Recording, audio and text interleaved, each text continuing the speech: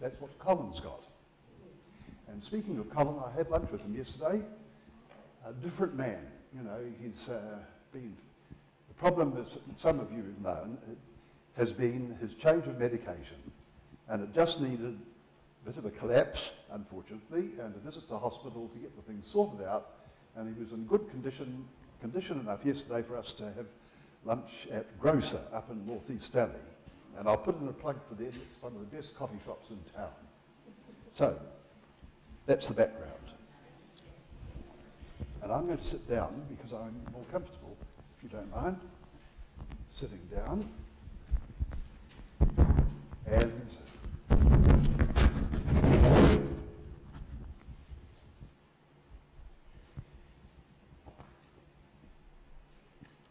most fairy stories start off once upon a time. Adventure stories can start off with, does a phrase occur? It was a dark and stormy night. And that's how I'm going to start. And my only long quotation is this. It happened in February 1736, and John Wesley was on his way across the Atlantic with 600 or 700 other people on the way to Georgia, where he was going to become, he thought, a missionary. At 7 I went to the Germans. By that he means the group of Moravian, which was a pietistic group, who were also travelling. I'd long before observed the great seriousness of their behaviour. Of their humility, they had given a continual proof by performing those servile offices for the other passengers, which none of the English would undertake, for which they desired and would receive no pay, saying it was good for their proud hearts, and their loving Saviour had done more for them. And every day had given them occasion of showing a meekness which no injury could move. If they were pushed, struck, or thrown down, by the way, this is all John Wesley's journal. If they were pushed, struck, or thrown down, they rose again and went away, but no complaint was found in their mouth. There was now an opportunity of trying whether they were delivered from the spirit of fear, as well as from that of pride, anger, and revenge. And here's the dark and stormy night. In the midst of the psalm wherewith their service began, the sea broke over, split the mainsail to pieces, covered the ship, and poured in between the decks, as if the great deep had already swallowed us. A terrible screaming began among the English. The Germans calmly sang.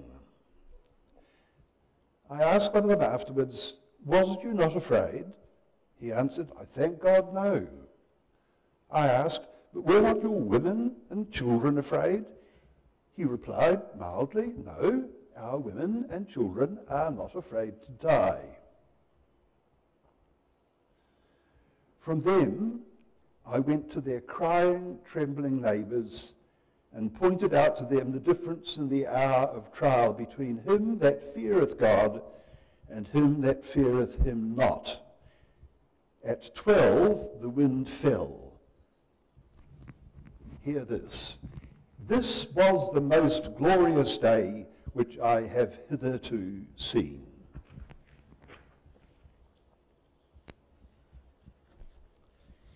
It changed his life.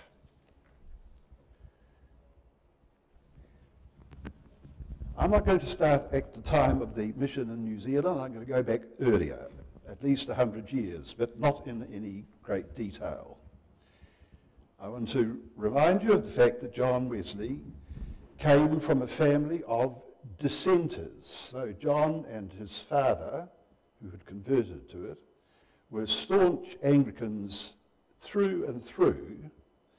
The Wesleys, and before that their name was Westley, W-E-S-T-L-Y, were dissenters from Dorset. I'm not going to tell you who it is, because I haven't asked that person, but we have in our congregation a descendant of the Westleys. Now that'll make you think. So on his father's side, John's father Samuel had been born a dissenter, but his father John had changed when I think Samuel was a little boy. But in the background, and it's very important to remember this when we think of John Wesley, was this dissenting note. He was not through and through, in any sense, only an Anglican. There was a deep reservoir of objectivity and of honesty in respect to the place of all people in society, which held sway with John, but even more with his mother. And one could say that John Wesley's theology, finally, was his mother's theology. Susanna Ennisley, her name was. Her father, Samuel Ennisley, was the minister of, I think it was called St. Giles Church in London.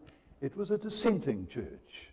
By dissenters we mean the nearest equivalent, in a way, is a sort of congregational Baptist background, but suitable for the 18th century, not the 20th century. He was a very notable preacher himself, and I think he instilled in his daughter Susanna a great love for scholarship. Though in those days, a daughter, like however clever, able, like Susanna, would not get the chance for the education that, of course, the men did. So these two people, Susanna, the dissenter, and Samuel, in a way, the ex-dissenter, but now Anglican, married in the early 1690s. They had a son, Samuel, and then a couple of daughters, and I think they had 17 children, of whom 10 survived. I think there were 7 deaths among the family. There was a pair of twins the year before John was born, and they were named John Benjamin, just each of them. So people decided that John Wesley himself had a second name, Benjamin, but that wasn't quite true. It was a memory of a deceased little boy brother. They grew up in Lincolnshire, or they served in Lincolnshire at Epworth. They were, as you can imagine, sometimes ill-matched because they were such strong characters, each of them. And there's a celebrated story from, I think, exactly 1699 or 1700, when they were engaged in family prayers, as families in those days did, and led by, naturally, Samuel, the father, and he offered prayers for the royal family, which was, the royal family then was William and Mary. Mary was a Stuart. She was the niece of King Charles II. William was a Protestant, Prince of Orange in the Netherlands. And when it came to the prayers, she did not say Amen, because she didn't agree with William being named as part of the royal family. Samuel's response was to say, well, if we can't pray together, I'm leaving. So he went off to London and spent a long time there, or at least a year there. He had a job with what was called the Convention, the Anglican sort of administrative centre. He came back eventually, and John was the result of that reuniting. It was Susanna who educated John.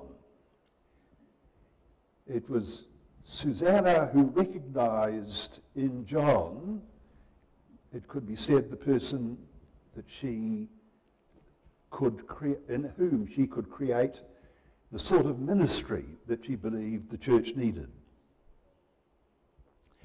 She engaged in what was called conversations, conferences. Every week she had a conference with her children.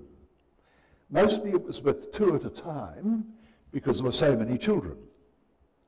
But with John, on a Thursday, she had John to herself.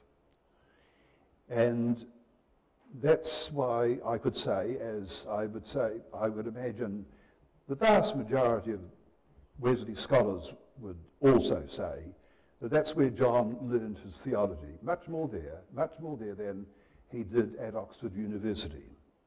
It was an enormous influence.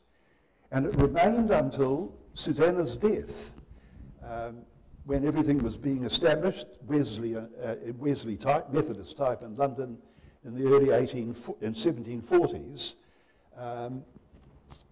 Susanna had moved to London and was living at the Foundry and still seeing a lot of John and still offering guidance, which he spoke of to the end of his life as being formative.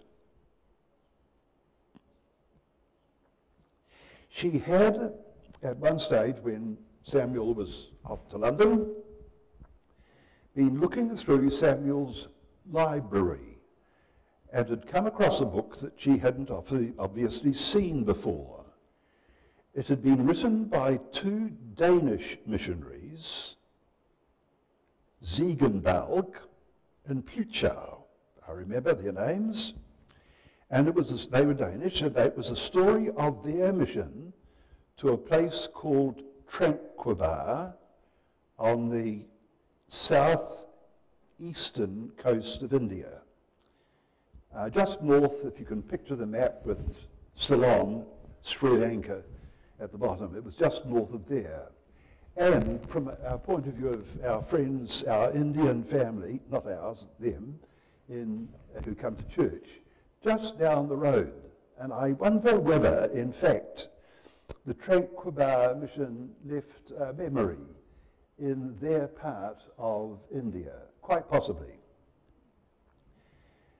The story that these 2 told of their mission was so exciting for Susanna Wesley that she determined literally there and then that that's how she would, so-called, in a way, train John to be a missionary. But that was a mission model which wasn't really in existence in England. It might be, it was on the continent, led by a very famous Professor Frank at a university called Halle, who had influenced all these people to mission, was the idea that when you went to a country, you didn't convert them to your religion, you converted them to their religion, but it was Christian. In other words, you spoke their language. You turned your scriptures into their language. You didn't force it on them, you converted them. A lot of Christianity was, in fact, spread at the point of a sword. That had been the history of the previous 1,000 years. The model that came out of Germany about the year 1700, a bit earlier, was one of conversion of the heart and mind, not conversion by force. And that was the story that these 2 young men told, vividly obviously, in their book, which Susanna happened to find in Samuel Wesley's study, and which remained with her for the next, this was about 1710 when it happened, for say the next 30 years. It's controlled her life, can really, and in its way, set the tone for Methodist mission. He went to Oxford, as you know. He was a fellow of Lincoln College. He was an orthodox student. He was a logician. He had a good mind, John Wesley, exceptionally good mind. He was different from the others, of course, because nobody was going to tell John Wesley what to do. So he decided that he would start, in a sense, his mission work by visiting the prisoners at the local jail. He gathered around him a group of like-minded students. They were called the Holy Club, and then somebody, using a derisive term, called the Methodists, because they did everything at the same time each day, sort of thing. They were that methodical. John, therefore, was acquiring attitudes at Oxford which coloured but didn't overwhelm his own ministry. John had an ambivalent attitude towards women, it must be said, and that may be, and this is, if you'd excuse this sort of bit of theorising, I suspect he was so overwhelmed by the example of his mother that any woman who was going to succeed had to be as good as her. And that was not going to be easy. He enjoyed the company, quote, of intelligent women. In fact, he was part of a little group of, they gave themselves nicknames, and they engaged in, I think, learned and artistic conversation on a regular basis. But John never made it, really. He wasn't made for marriage. Somebody tried to get him when he was in America, but failed. John, I think, was married to his faith, to his particular commitment, lifelong, total commitment to the spread of the gospel. So, in 1736, he had gone out on his first mission, personally, to Georgia. He went there because the governor of the province, of the colony, a man called Oglethorpe, was a friend of the family. The Wesleys and the Annisleys were sort of well connected, really well connected. John was sort of perfectly at home, whatever the class of people was. He was familiar with the ways of the well established, and spoke their language. He went to Georgia, spent a year there. As he said, he went out to save the people. He failed because he wasn't allowed to proselytize, to try to convert the Indians. That wasn't his job. I went out to convert, and I didn't even convert myself, is a paraphrase of what he said about that time. When he came back, he was still unsure. He was still an Oxford Don, a fellow of his university college, and therefore had tasks that he could do. Decided to make a lengthy tour of the continent, partly to find out more, as I understand it, about these people like the Moravians. What was it that made them the committed missioners that they were? What was different about their religion? So he travelled around, he met some very interesting people. One of them, the head of the Moravians, was a Count von Zinzendorf. We used to sing a couple of hymns by Nicholas von Zinzendorf. Forget what they were, they're great long 12-line hymns, I think, certainly. So John, it was like a pilgrimage for John, going back again to the roots of his newly acquired faith, but finding it in Germany. Then, when he came back, he was ready. The only thing he lacked was that personal sense of having had a change of life. He went to groups, meetings regularly in London. Charles, his younger brother, and a much more volatile person, was very quickly converted, and the story is that he was carried in triumph back by his friends after his conversion to where he and John were living. And John, I think, was mortified that he couldn't do the same thing. And then he went, as he said, unwillingly to this particular meeting on one night in London, and he felt his heart strangely warmed. Now, that's a pretty mild way of describing, I've always thought, a conversion, strangely warmed.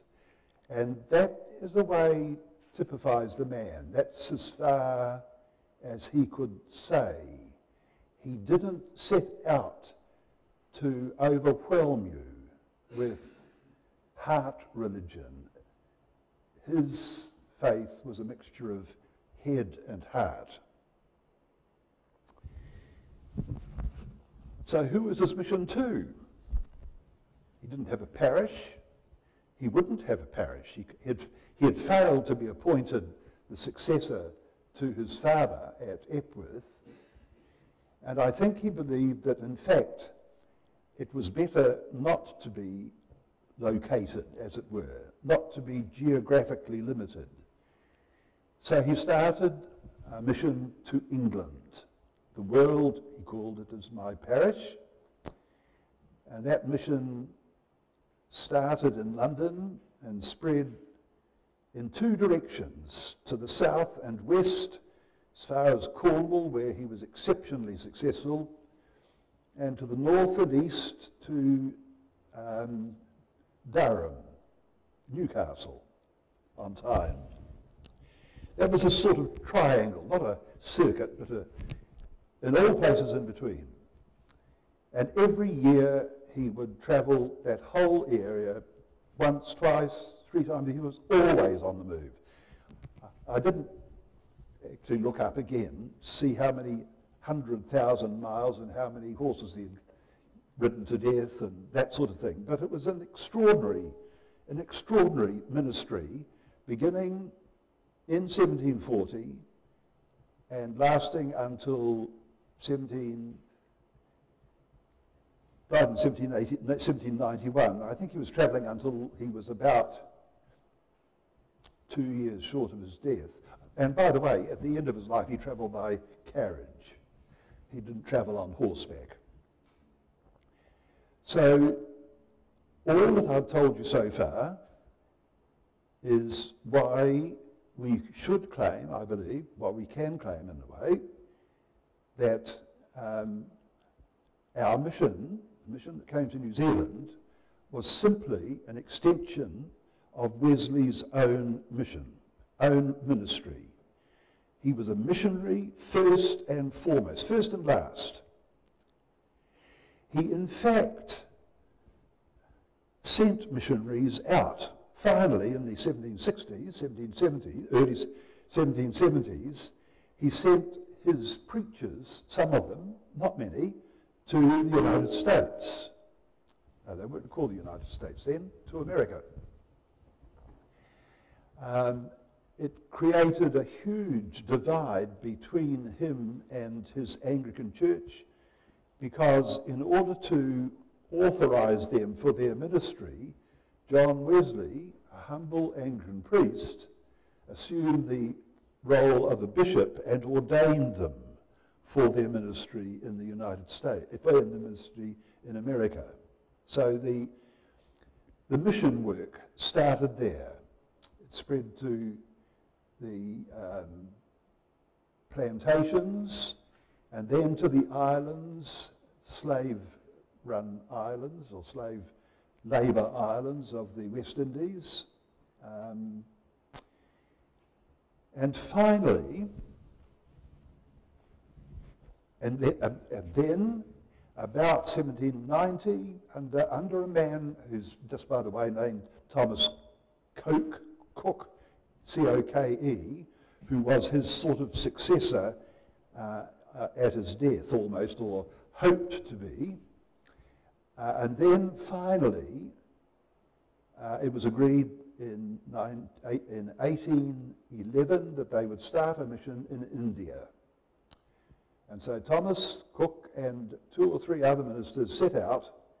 He happened to die on the way, but a mission was started in India in 1813. And then the next move was made a couple of years later, quite independent of that. Sydney had been established as a penal colony. Now there were people slowly drifting out there to settle, and among them were some good Wesleyans. So they wrote back to the mission committee in London and said, we want a minister.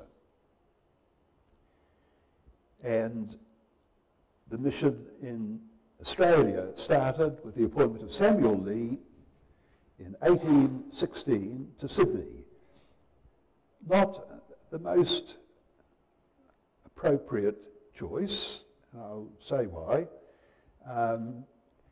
Partly because the Methodists hadn't asked permission. I think Samuel turned up to the surprise of the governor. And the governor then, was it Governor Phillipps, one of the early governors, or Macquarie, wasn't entirely happy that there should be an Anglican alternative. But things settled down, and Samuel Lee made his way into the community and established quite a lively meeting house in Sydney with the blessing of the new governor, and there they were, active, a presence in the town, but very much a stable, sufficient to themselves sort of community. They didn't look to convert others, and least of all, they were not interested in trying to deal with the Aboriginal people. The tragedy, and it's still a tragedy in Australia, is the inability, it seems, of leaders still to recognise the damage that was done to the Indigenous community, and there were many hundreds of them, of course, in and around Sydney, as they were pushed out away into the bush. And nobody considered them worthy of attention. It so happened that during this time, there would come to Sydney on ships from across the Tasman, sealers and whalers, some Maori. And in fact, I don't know whether you realise this, but there has been a Maori resident presence in Sydney, a community, for over 200 years. They're still there. They live, so I understand it, somewhere near the bridge, Sydney Harbour Bridge. They've been there for all this time. They're just people who, in a way, filtered across on ships and then stayed. And there were more and more of them. And through that agency, Samuel Lee got the idea that he would like to have a look at New Zealand as a possible mission field. Samuel wasn't a very well man ever out when he was out on the side of the world, and his health was such that he became a bit of a concern to his colleague, Samuel Marsden, who, by the way, himself had Methodist background in Yorkshire. Samuel was very much of a mind, like mind in some ways to Samuel Lee. They had more in common than is recognised often. The fact that we have a mission in New Zealand, I think, has partly to do with Samuel Marsden's sympathy, fellow feeling for Methodists. So Samuel Lee's health was such that he finally couldn't do his job. Samuel Marsden said, I'm going to visit my friends in New Zealand, would you like to come with me? And Samuel travelled on board the ship to the Bay of Islands, where Marsden, who was literally, symbolically at least, head of the mission, was paying his annual or biennial visit. Samuel Lee, in fact, really did nothing while he was there except convince himself that there should be a mission. He was not well enough, and I don't believe that he was ever sufficiently motivated to take initiatives. He had good ideas, but not to carry them through. So he stayed around the mission, the Anglican mission in North Auckland, Bay of Islands, until the boat returned to Sydney. He went back. He engaged in correspondence with the Methodist Mission Committee in London and didn't get a very strong response from them to the idea that they should spend even more money among the, quote, Aboriginals of New Zealand. So he decided to go to England to convince them. Did so. I need to check my dates. Excuse me.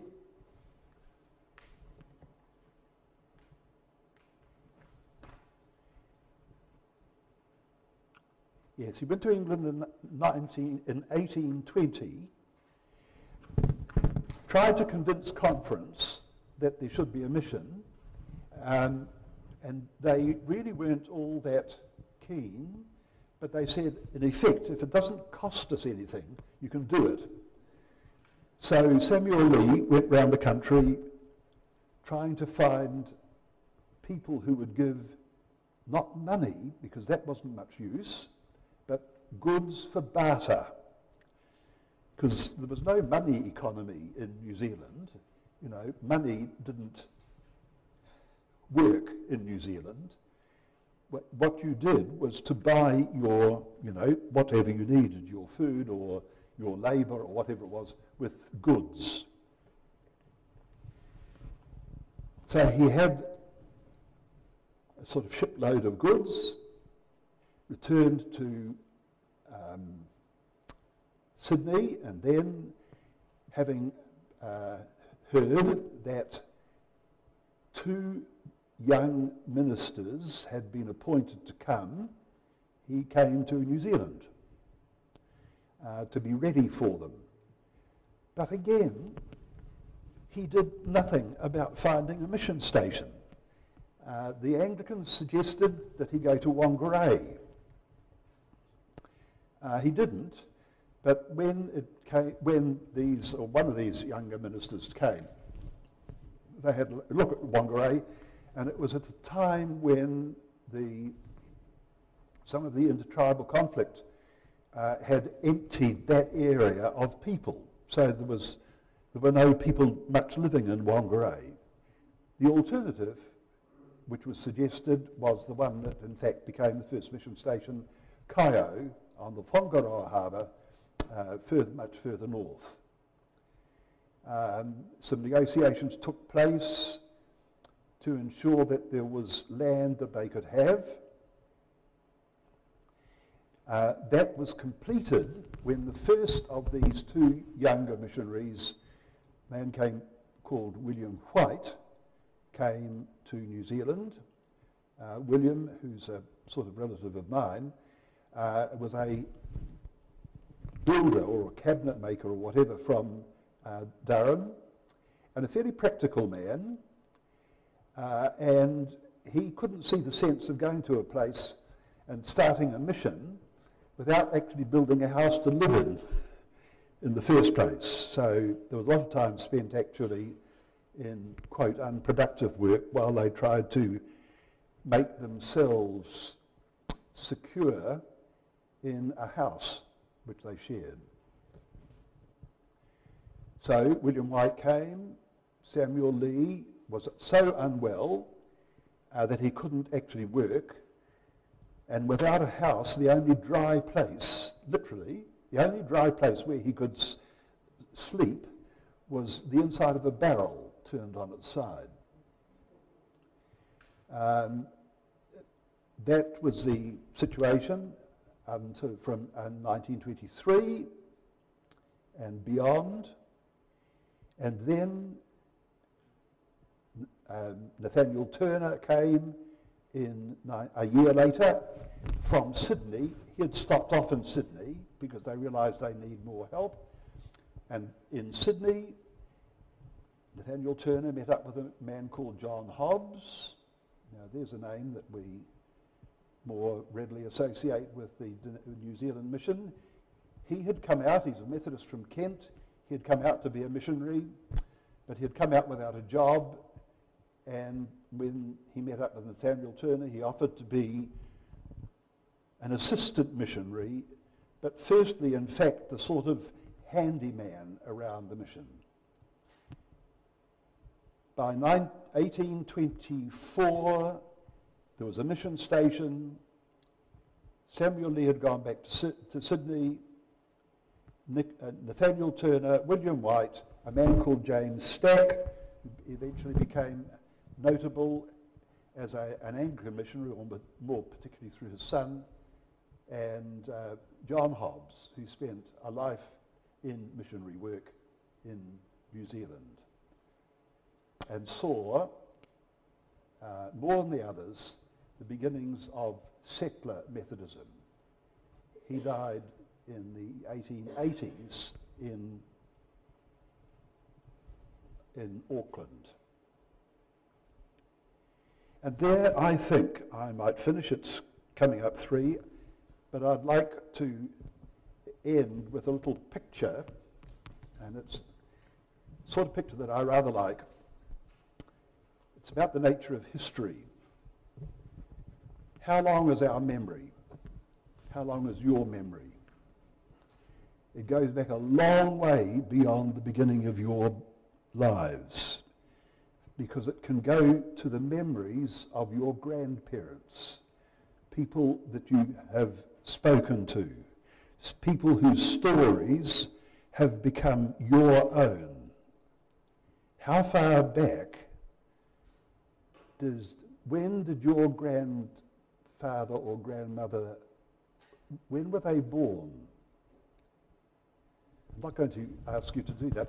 I'll tell you that my earliest grandparent that is, was born in 1855. I remember Grandpa Fear, his name was, so well. That's 165 years, in a sense, I span in my memory. And you, many of you, would have pretty similar sorts of experiences through your grandparents. And it's from them that we learn so often the setting of our histories. Because they told us about the society into which they were born, not just their own family, but the people, what their neighbours did, what their houses looked like, what they were thinking possibly. My memory that I want to share is of visiting 60, 70 years ago, it was, a cousin of my grandfather Phillipps. Her name was Daisy Bridson. They lived in Auckland out at Henderson. And Daisy was then in her 80s and died shortly after. And I visited her quite a few times because she was so interesting. They were an interesting family. She said, I'll tell you a story. I can remember going, she said, to Pitt Street. Now that's the main church in Auckland. Very much like, but larger, your memories of Trinity or any of the major city churches with rows of big pews and a pulpit high and lifted up in the centre.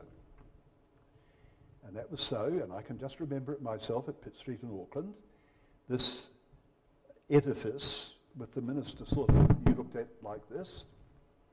And in those early days, it was a bit like the bow of a ship, because it had space on either side, just behind the speaker, for maybe a couple of people to sit on either side. And Daisy was telling me about going there as a little girl, and this would have to have been in the 1870s, and how whoever the preacher was, there behind him was an old man with an ear trumpet, John Hobbs. So I claim a one-removed relationship with a man born in about 1805 and became a missionary in 1823.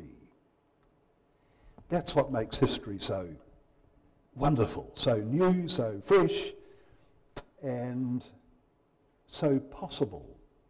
Because when it's full of people that you sort of know, then it's probably true.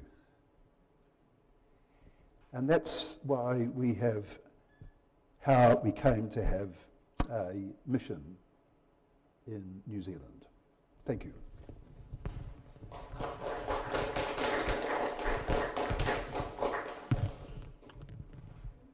Now, has anybody got any questions they'd like to ask Donald? I'd like to know whether any women with these men. Well, I've got it all down here. I came prepared for that. Quickly, Samuel Lee wasn't married when he came first, but he married later on. Nathaniel Turner was married. William White couldn't find a wife, went to Australia to find one and failed, then decided to go back to England and married Eliza Lee, her name was, different Lee family, and she was quite a remarkable lady, one of the founders of the YWCA in Auckland. She was a character. William, she didn't deserve William. He was a bit of a, as my family said, he was the black sheep of the family. John Hobbs married Jane Brodgrave from Kent also. Yes, the wives were key, and increasingly, and this is a long answer, but a very important one, in fact, it became evident in the 1820s to the missionary committee that there was a role, there had to be a proper role for a minister's wife. What was it? Midwife. And they received training eventually at what they was called a lying-in hospital in London. So the wives, and I suspect this was true of them all, had an extraordinary role in the relationship with the Maori community at that family level. Mrs. Watt.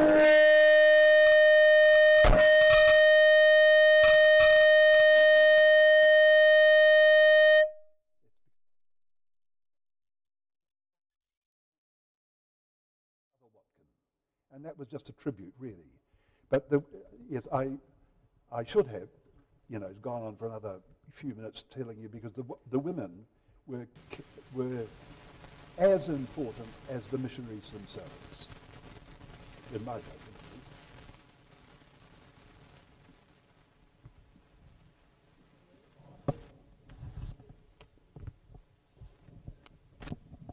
Donald, thank you very much. Aren't we lucky to have a historian like this in our midst?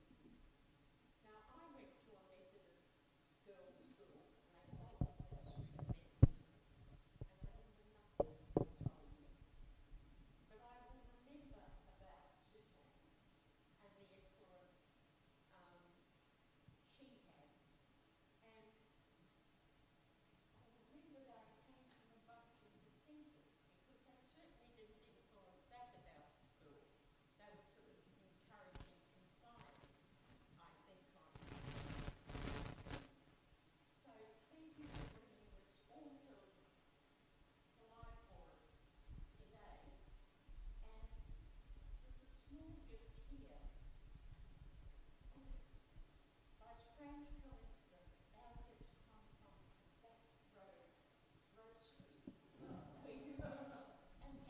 lunch yesterday, and it is a wonderful place. So thank you very much from us all. Thank you. We appreciate that.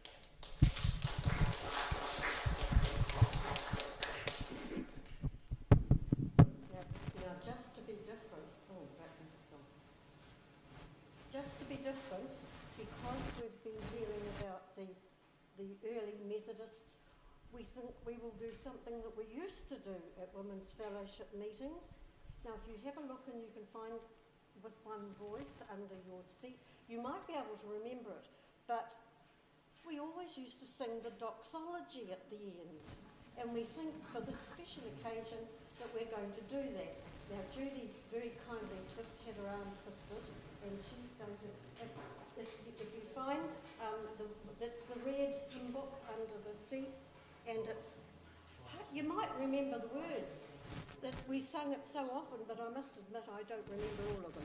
But if you're looking, it's 573 in the with one voice.